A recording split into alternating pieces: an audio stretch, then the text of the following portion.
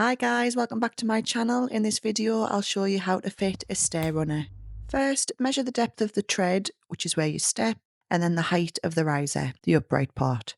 Count your total number of steps using the risers. Add up the total of the tread and riser measurements and multiply by the total number of steps. Here's the equation here, which you can screenshot, take a picture of for future reference. Now, measure the width of your step, then deduct whatever space you want to remain bare either side. That equals your runner width. For example, my step width is 91 centimetres and I wanted a 10 centimetre gap either side, so my runner width will be 71 centimetres. Prep where you'll be painting. I use xoxo.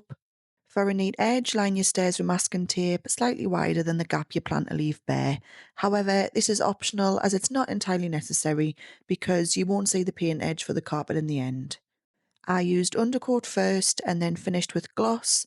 It's held up really well and hasn't been touched up 4 years later, so I think that passes the durability test on such a high traffic area. I knew I wanted a stair runner, but my developer didn't offer this as part of the available flooring options. They did class the staircase and the upstairs landing as one area, so at my options meeting I agreed to pay for all of the upstairs to be carpeted by them and pick the carpet that I liked from their range. However, I asked them not to fit the carpet on the staircase when they reached this part of the build. They looked confused, but I explained that there would be no point in them fitting it for me to rip it up when I move in anyway. Instead, I asked them to roll up the amount of carpet left over that they would have used if they did fit it on the stairs and leave it separate for me. After all, I have paid for it. To my surprise, they actually also left me a pile of grippers and a roll of underlay that they would have used had they fitted me staircase carpet themselves. So when my house completed and I got the keys, the stairs were bare and all of my materials were piled up in the corner of my living room, ready for me to sort the stairs how I fancied. I then got in touch with a local carpet binding company. This is who will bind the edges of your stair runner carpet to avoid it fraying, and I gave them all my measurements that we've just calculated and dropped off the unfitted bit of carpet ready to be made into my runners. Right, cut your grippers. This was by far the worst task for me as they're so sharp and I didn't think to turn them upside down and cut from behind so that you're not actually holding the spikes until I was over halfway through doing them.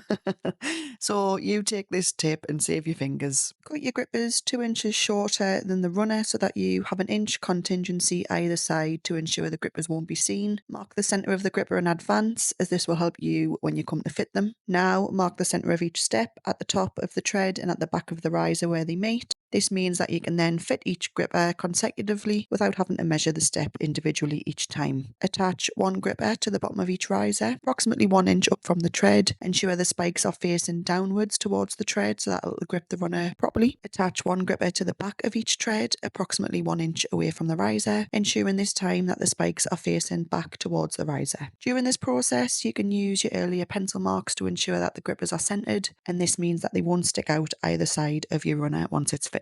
Underlay.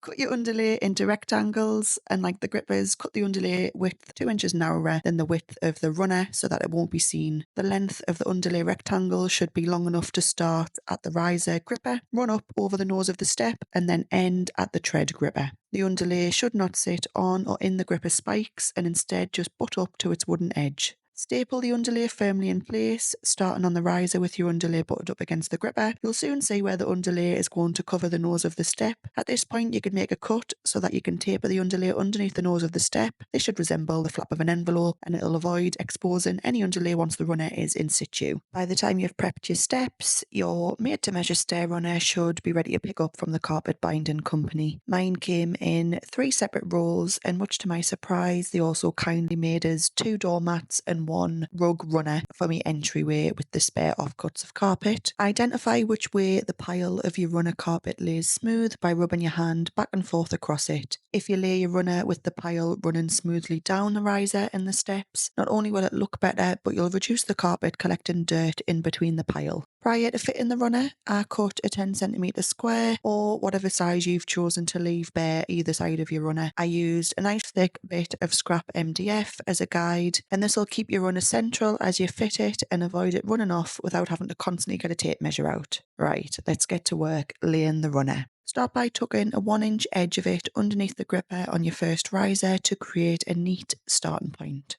Just to note, I was yet to fit my hardwood floors downstairs at this point, so this starting method worked fine for me. It would work fine for you too if you were laying directly on top of laminate, wood, tile floors. However, if you're laying on top of existing carpet, it'd probably be best to peel back the existing carpet from its gripper, secure the start of the runner, and then place your existing carpet back onto its gripper for a neat starting point. So I pinned my starting point in place and then flipped the runner back over. Working upwards, use a carpet tucker and a rubber mallet to tightly tuck the runner between the grippers, ensuring the gripper spikes are holding the runner securely onto each tread and riser. Keep an even tension throughout. This is where the thick 10cm MDF square guide comes in handy, as it avoids the runner from twisting as you move up the stairs. You'll use hundreds of staples to secure the runner in place, so make sure you have plenty. For each step, I used 3 along the back of the riser near the gripper, 3 down each edge of the runner on the tread, and 1 every inch underneath the nose of the step. Don't worry, the staple marks disappear once you brush the pile of the carpet back over them. As my stair runner came in 3 separate rolls, I used the same tucking technique that I used initially on the bottom step when I got to the end of a length and had to start again with a new roll. Make sure when you start with a new roll that your carpet pile is running down the stairs and in the same direction as the previous roll. Keep repeating. When you reach the top of the stairs, you may need to trim the length of the runner to meet the landing neatly if the carpet binding company that you've used has left you some contingency. Because I'd asked my new build developer to not fit a staircase carpet, they left me some contingency overhang on the landing carpet that they did fit. I also needed to trim this. Both were trimmed so that they'd meet under the nose of the landing neatly. If you secure the end of the runner directly under the nose of the landing, at the very top of the last riser, the landing carpet can then be secured under the nose of the top of the step for a seamless, snug finish. And you're done, with hopefully a stair runner that looks a little bit like this.